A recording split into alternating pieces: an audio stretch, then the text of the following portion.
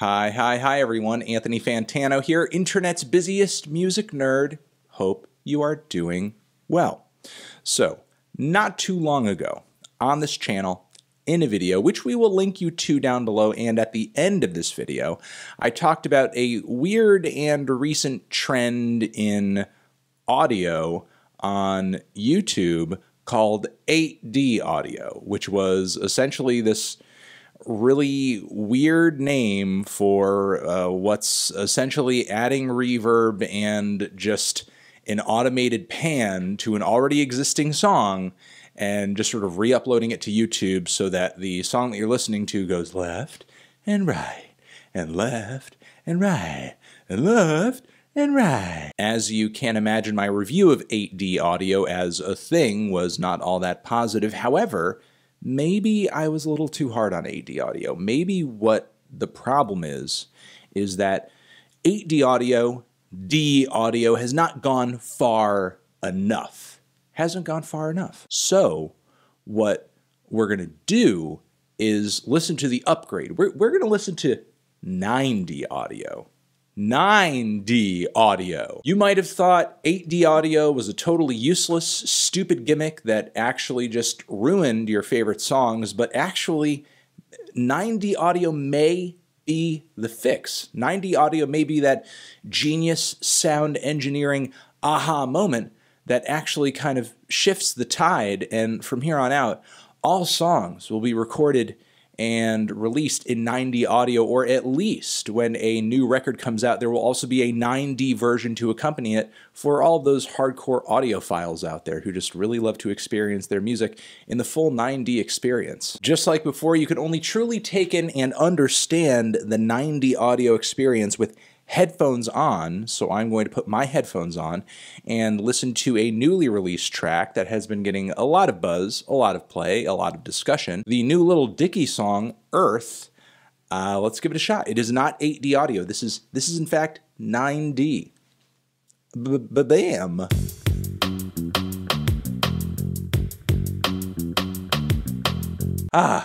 This sounds like hot garbage. All right, so what's essentially going on with 9D audio here is that unlike 8D, where it pretty much feels like you have the instrumental and the vocal, really the entire song, slowly panning from left to right for the duration of the entire track with some reverb, maybe with some delay or something, just to add some atmosphere to the sound of it. Yes, that is essentially 8D in a nutshell. With 9D, you have the vocals isolated out of the instrumental, and you have sort of a somewhat naked version of the vocals, a somewhat naked version of the instrumental, and then they are independently sort of panning left and right, although in this particular 9D rendition of this song, it felt almost as if they weren't sort of panning left and right in a perfectly synced up fashion. Really, it was more like as the vocals were panning right, the instrumental was not too far behind it. They were just like kind of panning just as if they were in a never-ending race where one is never really catching up to the other. And what's worse is whoever doctored this recording, whoever 9D'd this recording, really made the instrumental sound like crap. Just like, especially when those huge gargantuan rushes of somewhat orchestral instrumentation hit the mix on this song, it just sounds like a garbled, overblown mess and absolute garbage. Awful. It's terrible what people are doing to these songs. Oh my God, this is just as stupid as 8D audio. There's just an added extra couple of steps. All right, because we can't just listen to one 9D song, I think we have to sample a couple. You know, that little Dicky track, maybe it was sort of a negative fluke. Maybe because I didn't like the little Dicky song, I wasn't truly open to enjoying it in 9D. So what I'm going to do is listen to a track in 9D that I know I enjoy, Billie Eilish's Bad Guy, which I think is a great track, very funky, catchy song from her newest full-length album, which I enjoy quite a bit. So let's give it a try. Let's see if the 9D experience enhances the sound of Bad Guy.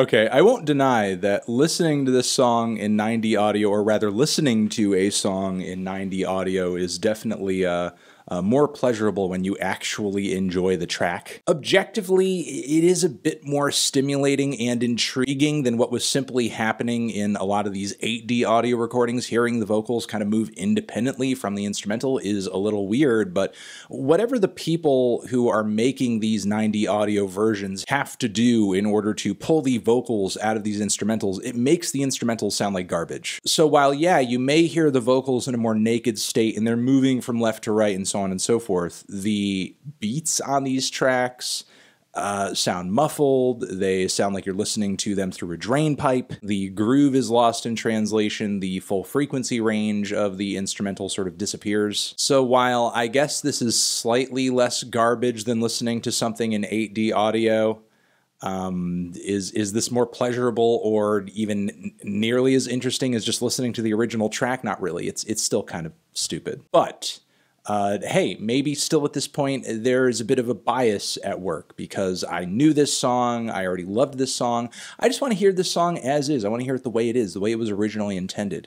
Let me give another track a try, a song that I'm actually not familiar with at all. Hopefully I do actually end up enjoying the song itself. But maybe listening to this track, Gnash's I Hate You, I Love You with Olivia O'Brien. Maybe listening to this, a song that I am totally not acquainted with, in 9D, maybe that will finally sort of make 9D click for me.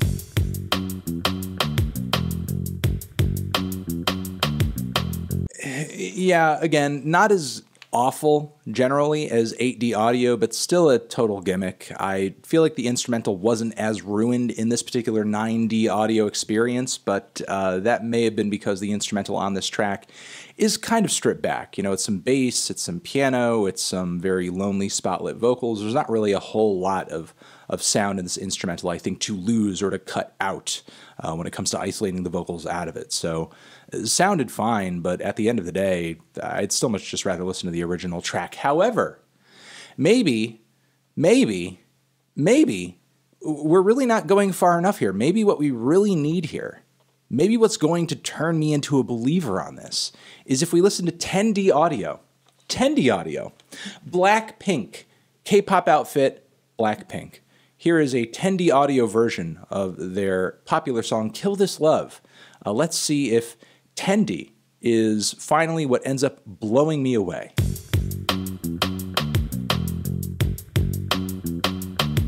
What the hell is this crap? This is garbage. This is garbage. I don't even know what would distinctify this as 10D. It pretty much just sounds like 8D audio, but with even more processing and even more reverb on the vocals and the instrumental. I can't even tell what the hell this is. Again, sounds like I'm just listening to music at the end of a drain pipe. Total trash. Total garbage. Whoever's doing this is a horrible person, especially since you're adding an audio watermark to the song. Just before the song sort of like had the beat drop, this audio bit came in that was like, you're listening to 10D audio. Am I? What the hell is 10D audio? It doesn't sound good. It does not sound all that good. All right, guys, listen, we're almost at the end of the video here, but I do have one more ace up my sleeve. Okay, 9D audio and even 10D audio are not the end of the journey here. Okay, we have not hit rock bottom yet. So here we have a regular garbage 9D version of the Imagine Dragons song Believer, which I've already listened to for taste test purposes. But we're going to upgrade from here, okay? We're going to upgrade from 9D audio, not to 10D, not even to 11D. And I'm sure some of you were thinking, hey, you know, maybe we're going to go to 12D. No, not even 12D. That's not the direction that we're going in. We're going far beyond that, really to another galaxy, the dimension of 16D audio. We're going all the way to 16. Originally, our journey started out at 8. And now we've doubled that journey. We've gone twice the distance that we did when we originally began. We're going to 16D audio. And let's just see exactly what 16D offers.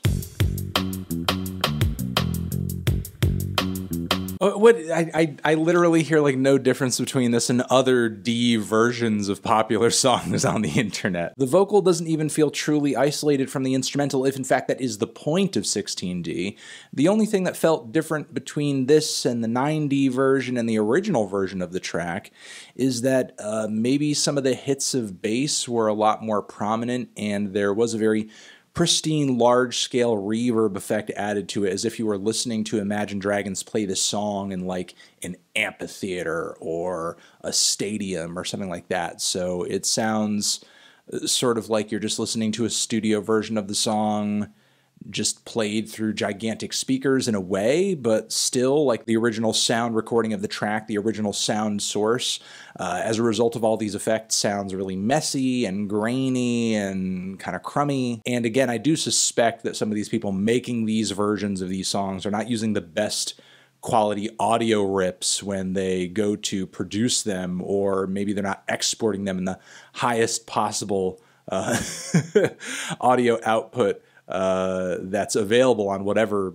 I guess, software they're using to edit these pieces. So, I don't know, guys. I think this is going to end our journey for today into the realms of 8, 9, 10, 11, 12, 13, 14, 15, 16D audio, and hopefully it stops here. I don't know if I want to go any further down this rabbit hole. This should be where the buck stops, everyone.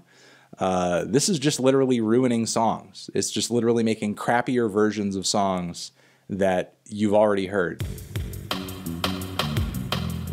I'm just gonna leave it at that. I'm just gonna leave it at that. Okay, everyone. Thank you for watching. You're the best. Anthony Fantano, 16D audio forever.